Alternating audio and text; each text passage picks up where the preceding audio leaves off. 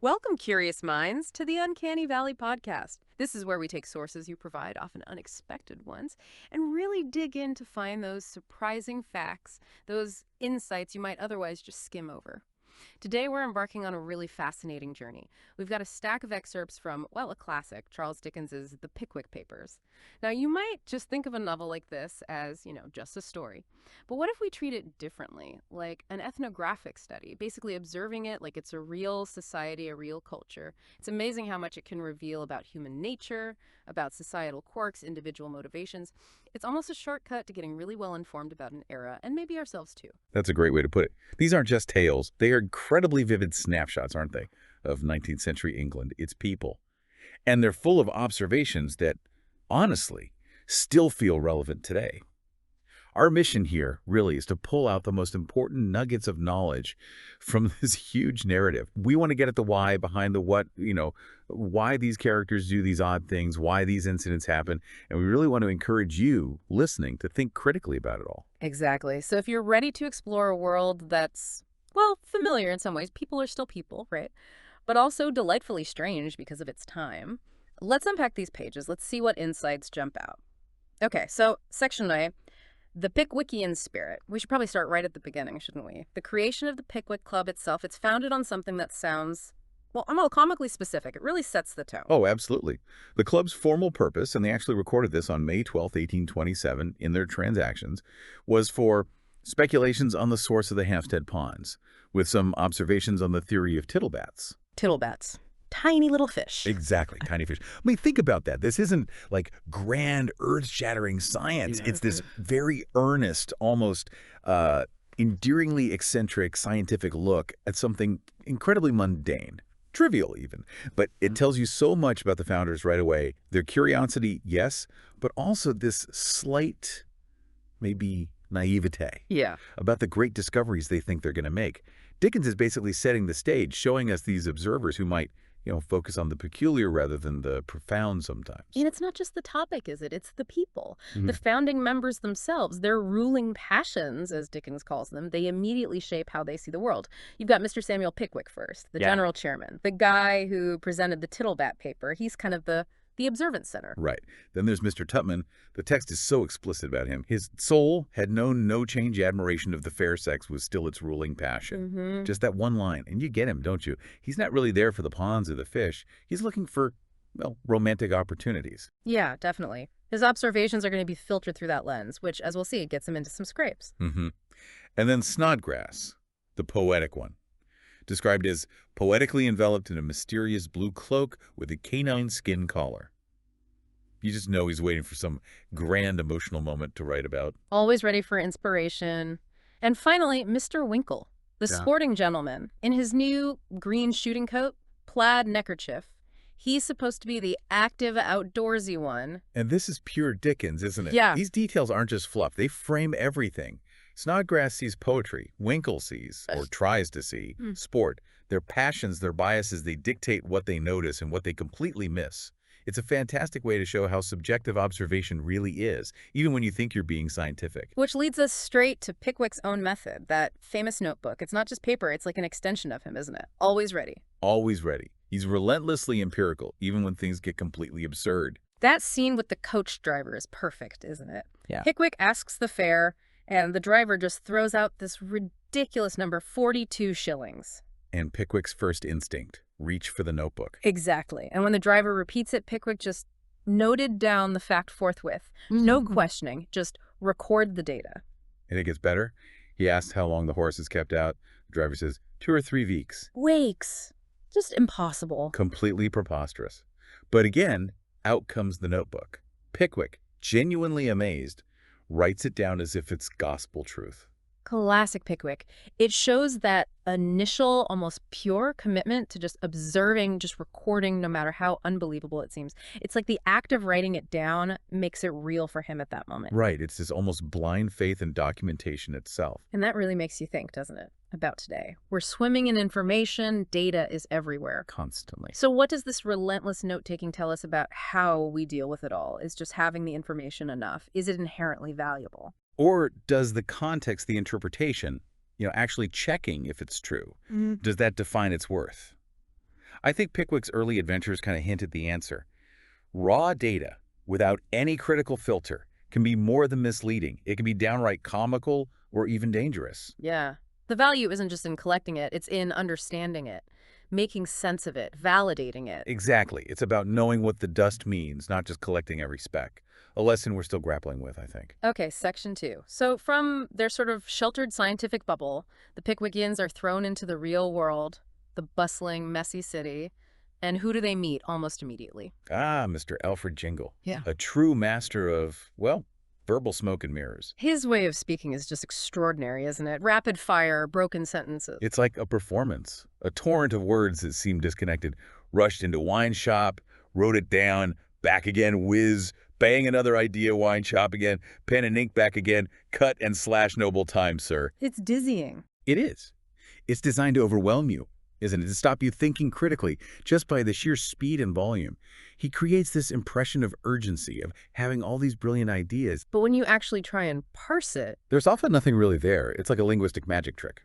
A shell game with words. and the text mentions something really odd, doesn't it? His perfidy force, about a dialogue happening in 1827 that seems to hint at a future event. Yes, that's a fascinating detail. It's like his manipulation is so powerful, his words don't just describe things, they almost seem to create them, conjuring impressions out of nothing. Like he speaks things into a false existence, a self-fulfilling prophecy of deceit. It really underscores his genius for deception. Mm. He uses language as a tool, almost a weapon, to shape perception, even pre-stage future actions. And we see that power when the crowd starts yelling informers at them. Yeah. Pickwick tries to explain rationally. Right, Pickwick, bless him, tries to lay out the real state of the case with logic, appeals to reason. But Jingle. Jingle just launches into another lengthened string of similar broken sentences, delivered incredibly fast. It doesn't matter if it's true or makes sense. The speed and confidence work. Exactly. He can diffuse the situation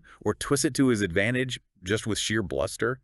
He knows that in a mob situation, noise and confidence often beat facts. He's all surface, isn't he? All speed and impression. It leaves no room for questions. The perfect cover for his dishonesty. And the setting, this bustling, chaotic city, is the perfect stage for him. We see it through Pickwick's eyes, too, his unfiltered observations. That list is amazing. What the towns produce. Soldiers, sailors, Jews, chalk, shrimps, officers, and dockyard men. And what's for sale? Marine stores, hardbake, apples, flatfish, and oysters.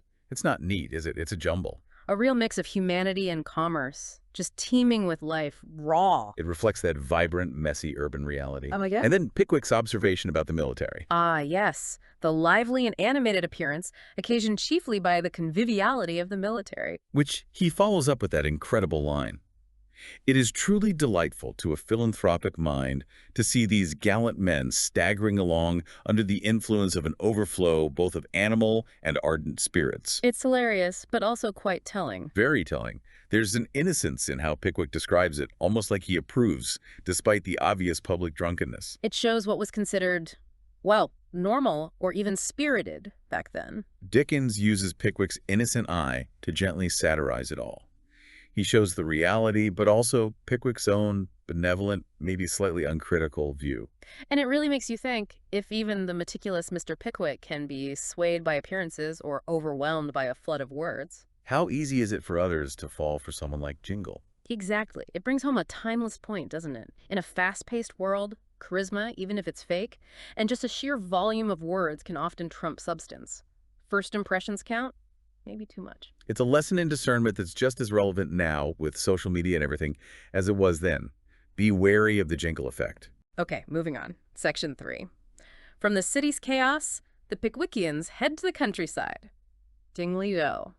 Seems idyllic, right? But it brings its own complications. Oh, it definitely does. But first, you get this real sense of warmth, don't you? At Manor Farm with Mr. Wardle and his family. Yes, Bella and Emily, Trundle, and the spinster aunt, Miss Rachael Wardle. The text emphasizes the warmth and cordiality of their reception. It feels like a genuine haven after the city. A complete contrast. And the setting itself, even the inclusion of that poem, the ivy green, reinforces it. Ah, the ivy clinging to the old ruins. Exactly. It's about nature's persistence, resilience, finding beauty even in decay. Dickens puts it there for a reason, I think. It subtly hints at the human struggles that will happen at Dingley Dell, Even amidst silliness or decay, there's a resilience, like the ivy. And speaking of, well, unique resilience, or perhaps just uniqueness, we have to talk about Joe, the fat boy. Oh, Joe. He's unforgettable. Always asleep. Always goes on errands fast asleep and snores as he waits at table. It's incredible. Pickwick is just bewildered. How very odd. But Wardle is proud. Calls him a natural curiosity. He's almost like this mythical figure, isn't he? A total deviation from normal behavior. He is. He's a brilliant comedic device, obviously, but he also shows how eccentricity is kind of accepted, even celebrated, in that close-knit rural setting. He defies Pickwick's need for logical explanation. He just is. But the piece gets broken, doesn't it? Mostly by Mr. Winkle and his attempts at being sporty, particularly with horses. Oh, Winkle and horses, a recipe for disaster. That image of his horse having a decided inclination to back into the coffee room window. Just perfect slapstick. It sums him up. The green shooting coat, the sporting persona. And zero actual skill. The contrast is where all the humor comes from. He's supposed to be the sportsman, but he's utterly inept. Which leads to that chaotic chase scene, right? The horse bolts. Pure mayhem. Tupman and Snodgrass diving into hedges for dear life. The chaise crashing against a bridge. It's funny, but it also shows how unpredictable travel was. How easily dignity could just vanish. And Winkle's ruling passion for sport hits a serious reality check. Definitely. And then there's that other weird horse moment with the woman who's afraid of it. Right. I'm afeared on it. It got us in trouble last time. Pickwick is just baffled. Most extraordinary thing I have ever met with in my life. It highlights that gap, doesn't it? Between Pickwick's rational observation and people's ingrained, maybe irrational fears or superstitions. Yeah. For him, it's just odd data. For her, it's a real lived fear based on past experience, the visceral versus the empirical. But the real drama at Dingley Dell probably involves romance, or attempted romance. And Jingle, again. Yes. Poor Mr. Tupman tries his best with Miss Rachael Wardle.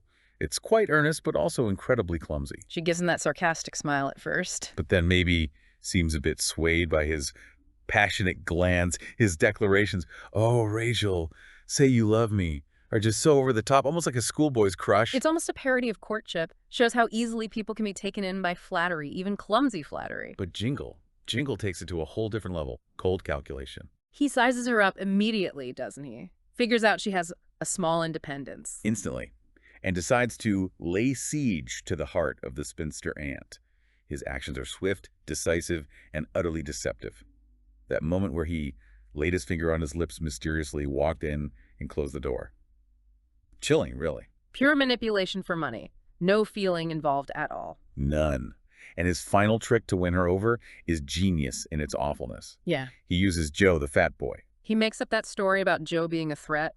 Large boy, dumpling, face, round eyes rascal. Exactly. Paints poor Sleepy Joe as this lurking menace to panic Miss Wardle. Uses fear, totally fabricated fear, to make her see Jingle as a protector. And it works. She accepts his proposal. He just identifies her vulnerability and exploits it ruthlessly. So what does this whole sequence tell us? From Tupman's silly sincerity to Jingle's ruthless deceit. It seems to be about vulnerability, doesn't it? How susceptible people can be to flattery or just to swift, confident action, even if it's completely dishonest. Precisely. Jingle's speed and confidence leave no room for doubt. Deception thrives when people don't have time or don't take the time to question things. It's a timeless lesson about being swayed by confidence over substance. Okay, section 4. So, leaving the countryside deceptions behind, we plunge into, well, bigger stages, law and society in Eatanswill. Here, appearance is even more important than reality, doesn't it? The courtroom, politics, parties, it's all performance. Absolutely. And it starts with that lawsuit, Bardell versus Pickwick, which is fundamentally just a massive comedy of errors. All from that little sign. Apartments furnished for a single gentleman, inquire within. Exactly. Pickwick's intentions are completely innocent. He's just checking out the place, dusting meticulously, maybe giving Mrs. Bardell some slightly clumsy advice about her son. But she reads it all wrong. Completely wrong. She sees him as a potential husband, an opportunity, and in that famous scene, he makes some innocent remark about finding a single man an apartment, meaning himself. And she takes it as a proposal. Finks in his arms clung the tighter. It's a perfect storm of misinterpretation, fueled by her expectations. No. A simple domestic moment spirals into a huge public legal mess. Dickens is brilliant at showing that snowball effect. And the lawyers get involved. Dodson and Fogg. Oh, boy. They're not just lawyers or archetypes, aren't they? Men of business, all about sharp practice. They embody the predatory side of the law back then. They don't just take the case, they immediately try to milk it, right? Demanding treble the damages. Trouble, from 1,500 pounds. It shows their approach is purely mercenary. It's not about justice, it's about profit. The truth is irrelevant. The courtroom is just their stage to make money. And that performative aspect carries right over into the Eatanswill election, which is just a farce. A total farce. You've got the Blues and the Buffs, Samuel Slunky versus Horatio Fisgin. The rivalry is intense, but it seems based on absolutely nothing substantial. No policies, just tribalism, banners, drinks, noise. Pretty much. It's all about spectacle, bluster, petty fights, reasoned debate.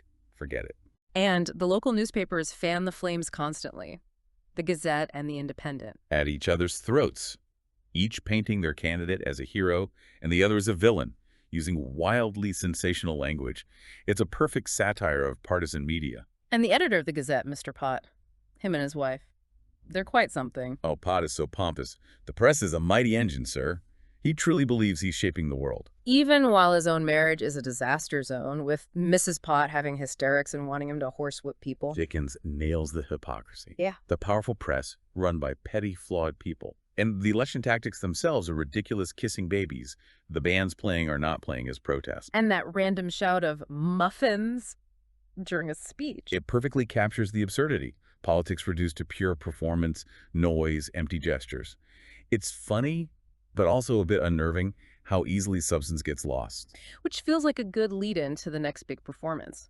Mrs. Leo Hunter's fancy dress party, the déjeuner. Another stage for public display. A blaze of beauty and fashion and literature, the text says. But it's all about showing off. Pretension.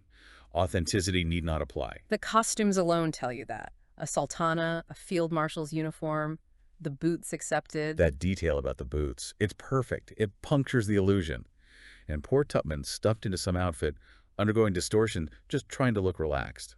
Everyone's playing a role, aren't they? Trying to climb the social ladder through sheer pretense. Desperately. And the absolute peak of this pretension has to be the poetry reading. The Ode to an Expiring Frog. Which was encored once. Think about that. A poem about a dying frog gets an encore. What does that tell us about the scene Dickens is mocking? It's satire at its finest. The poem is clearly rubbish, a symbol of empty artistic pretense. The encore isn't real appreciation, it's the performance of appreciation. Everyone joining in to show how cultured they are. Even if the culture is nonsense. Exactly. It exposes the hollowness. Merit doesn't matter. Novelty, eccentricity, just being seen at the right event. That's what counts. It's a public display of an intellectual vacuum. So across the board in Eatanswill law, politics, society, it seems like these public events become stages. Stages where people perform, often badly, and the facade matters more than anything real. It's a powerful insight into how public life can become a kind of theater. Makes you think about the roles we play, the masks we wear, even today. Well, after all that performance, Mr. Pickwick hits a very harsh reality. Section V, the Fleet prison. This is no stage. This is confinement desperation. A huge shift in tone. A massive shift. Dickens doesn't pull any punches here. The description is grim, visceral, wretched dungeons never light, that agreeable odor of old legal papers. It feels suffocating. It's a picture of a brutal system, isn't it? The cruelty of debtors' prisons back then. Absolutely. And daily life is just bleak. Constant tobacco smoke, inmates trying to distract themselves with noisy and boisterous amusements, the sound of rackets, and never been in that endless, hopeless game. It sounds like a place designed to crush you. Mm-hmm. And amidst all that noise and desperation, you get that incredibly poignant image of the dying Chancery prisoner. Suffering from consumption, whispering about 20 years in this hideous grave. The contrast is so stark, his quiet fading away against the backdrop of the prison's noise and riot. It shows how isolating such a place can be, even when crowded. Silent suffering right next to loud despair. And the people Pickwick meets there, they're shaped by it, aren't they? Profoundly. You have characters like Smangle and Mivens. Smangle always trying to borrow tiny sums. You couldn't make it convenient to lend me half a crown. It shows that desperate little economy that springs up, the constant negotiation for survival. Right. A system of need and petty exploitation. And then there's Roker, the turnkey. His detachment is chilling. Saying about the dying man, he's been consumptive for a long time past, and what of that? Who's got to say anything again it? It's pragmatism, bordering on callousness. He's seen so much suffering, he's become numb. Death is just paperwork. It shows the dehumanizing effect of the place, even on the staff. And the cobbler, with his endless rambling story about his legal troubles that puts everyone to sleep. That's such a brilliant touch. It captures the sheer, mind-numbing boredom of it all, the endless waiting. The legal system not as a battle, but as this slow, grinding torture. His story is as endless as his imprisonment feels. Yet in the middle of all this, Pickwick himself takes a stand. He refuses to pay Dodson and Fogg. He finds his principle, doesn't he? He chooses prison over compromising. He says something like he wouldn't trust himself alone in that house again, implying he'd be tempted to pay just to get out. But he won't. He insists he's there for principle, not just being stubborn. Exactly. His earlier naivete hardens into real moral conviction here. He'd rather suffer himself than validate what he sees as a total injustice. It's quite powerful. And that conviction seems to inspire incredible loyalty, especially from Sam Weller. Oh, Sam's loyalty is one of the absolute highlights of the book. His decision to get himself imprisoned, against Pickwick's wishes, just to protect him. It's extraordinary. To shield him from that unremorseful enemy, Dodson and Fogg, and his reason. I'd rather not let myself down to ask a favor this here unremorseful enemy. It's a different kind of principle, isn't it? Rooted in personal honor, deep affection, refusing to bend to people he disguises. It elevates their friendship beyond just master and servant. It's a profound human bond. And then we get Sam's father, Mr. Weller Sr., and his unique philosophy. All that talk of gammon. Huh. Yes, Weller Sr. offers this wonderfully cynical, world-weary perspective, his views on witters being manipulative. His dismissal of the moral pocket handkerchiefs for charity as useless compared to actual clothes. It's hilariously pragmatic, if maybe not entirely PC today. And his critique of the lazy shepherds, the preachers, engaging in gammon deception, empty talk instead of real help. And his idea that a coachman is privileged because he can flirt with 80 miles of women without anyone thinking he'll marry them. It's this earthy working-class cynicism. He understands the world's deceptions from ground level, very different from Pickwick's initial idealism. He provides this fantastic counterpoint. So this whole section, the fleet, it really strips everything back, doesn't it? It shows resilience, but also cynicism, despair. It exposes the flaws in the system and forces people to confront what they really value. It's a crucible. It reveals character under pressure, integrity versus pragmatism, loyalty versus self-preservation, a deep dive into the human condition when things get really tough. Okay, section 6. After the darkness of the fleet, things start moving towards resolution, don't they? We see personal triumphs, connections strengthening, deceptions get unraveled. Yes, there's a sense of things coming together. Job Trotter's confession is a big part of that. He finally spills the beans about Jingle's schemes. Especially that mulberry man trick he pulled on Pickwick. Exactly. It brings a sense of justice, of clarity, even if you're still not entirely sure if Job's tears are genuine. A little ambiguity there, perhaps. Maybe. And Jingle himself. We see him later, out of prison, decently and cleanly dressed. It hints at, well, maybe not a total transformation, but a step towards legitimacy. The trickster forced onto a straighter path, perhaps? Perhaps, at least reined in. And then there's that lovely resolution with Mr. Winkle and Arabella getting married. Against his father's initial wishes. That astonishment and indignation. But the father comes around, doesn't he? In that really touching moment, calling her a very charming little daughter-in-law after all. It's a win for genuine affection over social climbing or parental disapproval. Shows love bridging those gaps. Dickens clearly believed in that possibility. Yeah. And Pickwick is right there, soaking it all in, feeling heartfelt delight at every suggestion during the wedding planning. His wedding speech is great, too. Very Pickwickian. It really is. Wishing he was young enough to marry her sister, but glad he's old enough to be her father, so there are no latent designs. It shows his pure benevolence, his sheer joy in his friend's happiness. He's fully embraced that fatherly role. And that seems to be the ultimate takeaway, doesn't it? The power of friendship. Pickwick's journey from being this detached observer to someone deeply invested in his friends, fiercely loyal to his principles, even after all he's been through. He finds real satisfaction, pride, and luxury, as the text says, in the disinterested attachment of his humble friends, especially Sam. That's the core message, I think. Genuine human connection outweighs everything else. Social status, money, even the law sometimes. It's about loyalty forged through shared experience, through thick and thin. So these final scenes, the confessions, the weddings, the reaffirmation of friendship, what do they ultimately suggest? I think they suggest that despite all the chaos, the misunderstandings, the deceit, There's this fundamental human need for connection, for forgiveness. Good intentions, even if they're flawed or clumsy, can ultimately win out. The bonds matter most. Exactly. Friendship, family, loyalty, that's the real wealth Dickens celebrates here, much more than status or riches. It's about the principles you uphold and the relationships you cherish, especially when they're tested. So, as we wrap up this exploration of these fantastic excerpts from the Pickwick Papers, it really feels like treating it this way, like a stack of sources, has given us a unique perspective. Definitely.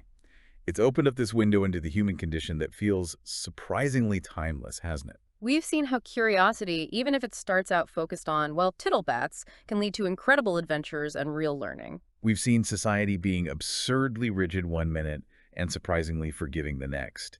And we've seen loyalty shining through in the most unlikely, darkest places. From Pickwick's meticulous notes, evolving over time, to Sam Weller's sharp wit and unbreakable bond.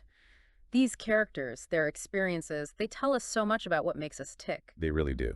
Still resonate. So maybe as you go about your day now, you might find yourself noticing the peculiarities around you with a bit more Pickwickian interest, maybe spotting a natural curiosity, or even the subtle art of gammon here and there. Which brings us to our final thought for you listening. In a world that throws so many facts, so many characters, so much sheer information at us constantly, what role does your own internal notebook play? How do you sort the genuine insight from the jingle-like volubility? And, maybe more profoundly, what unexpected principles might you find yourself standing up for, perhaps in your own fleet prison moments, when things get tough and your integrity is on the line? Something to ponder. Until next time, keep exploring, keep questioning, and keep looking for those surprising nuggets of knowledge that make life so wonderfully complex. This has been the Uncanny Valley Podcast.